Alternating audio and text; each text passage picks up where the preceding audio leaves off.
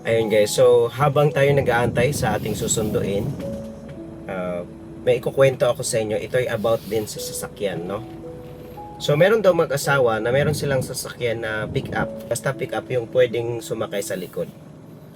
So habang sila ay nagbabiyahe sa parang probinsyang lugar, yung medyo rough road yung daanan, meron silang nadaanang matanda na lalaki na mayroong pasan-pasan na mabigat, isang bugkos ng kahoy. Tipong siguro mga 25 or 30 kilos ang bigat sa paningin nila. Bigat na yun. So naawa sila kasi ito ay medyo malapit na magtanghali, siguro mga 10 or 11 a.m. Medyo tirik na yung araw. Sabi nung lalaki sa asawa niya, Han, nakakaawa naman si tatay. Yung susunod na bayan ay mga 6 kilometers pa, di ba? Siguro ibebenta niya yan sa bayan, yung kahoy na yan. Kaya ang gawin natin, pasakay natin siya. Tapos sabi naman ng asawa, oh sige, mas maganda yun para makatulong naman tayo kay tatay. So, yun nga, pagtapat nila kay tatay, hinintuan nila, tinanong nila, Tay, saan bang punta mo? Sabi naman nung matanda, ay mga anak, dyan lang ako sa susunod na bayan, ibebenta ko tong kahoy na aking nakuha. Ganun ba tay? Mabigat yung dala nyo tay ah. Sabi niya, oh mabigat nga anak pero kailangan dahil mahirap ang buhay. Sige tay, walang problema, sakay na po kayo sa likod kasi wala naman ang upuan dito kasi single door lang yung pick up nila. Pwede po namin kayong isakay tapos ihatid na lang namin kayo sa bayan na pupuntahan nyo. Sakay nyo na rin po yung kahoy tay. Di ayun, sumakay na yung tatay. Tapos ayan, sige, umandar na sila. Pag andar nila, siguro mga 1 kilometer na yung natakbo nila. Sabi nung driver, yung lalaki, Han, silipin mo nga si tatay sa likod kung okay lang ba yung kalagayan niya. So sinilip nung babae sa likod kasi parang may maliit na pintuan yun, 'di ba? Yung mga old na pick-up truck. Tiningnan niya. At siya nagulat, Han, hinto mo. Bakit? Kawawa si tatay, pawis na. Bakit? Anong ginawa ni tatay?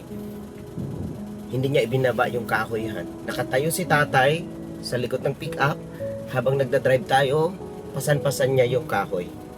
Kaya ayun, na sobrang hirap siya kasi balancing, rough road yung daan. Kaya hininto agad na, Tay, bakit hindi mo naman ibinaba yung kahoy? Sabi niya kasi, anak, baka magasgasan itong sasakyan nyo, nahihiya ako Naku tay, wala pong problema yon, pick up truck naman po to. Kaya po namin kayo pinasakay para maibsan yung bigat ng pinapasan nyo po. Ibaba nyo na po yan. Kaya pagbaba ng kahoy, saka tumakbo na sila ulit at na-drop na nila si tatay. Ayun, so parang buhay Kristiyano din, ano? Tayo, before natin nakilala si Lord, ang sinusunod natin ay batas, yung mga law. So, 10 commandments. So, gawin mo to, ganyan. Parang yung si tatay, naglalakad siya sa daan, pasan-pasan niya lahat ng bigat. Ganon yung buhay na wala pa kay Kristo. Wala pa yung grace. Pero nung nakilala mo si Lord, pinasakay ka niya sa buhay niya. Sabi niya, sumakay ka dyan, ibaba mo sa akin yung kabigatan mo. Sabi niya sa Matthew, di ba? Come unto me who are heavily laden. Ibaba niyo sa akin yung inyong mga kabigatan. Pero hindi Ang ginawa lang natin si Lord na parang pick-up truck.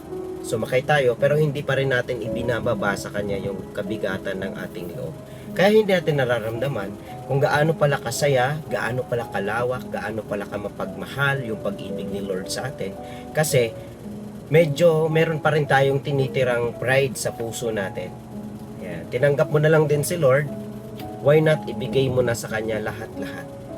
Kasi kay Lord, walang problema kahit ibaba mo sa kanya yung kabigatan mo kasi kayang-kaya niyang dalhin yun.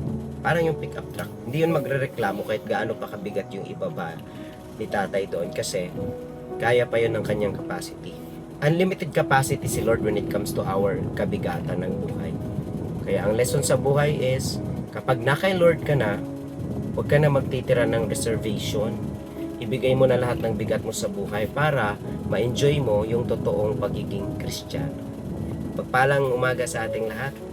At patuloy lang po tayo sa paglilingkod sa Panginoon.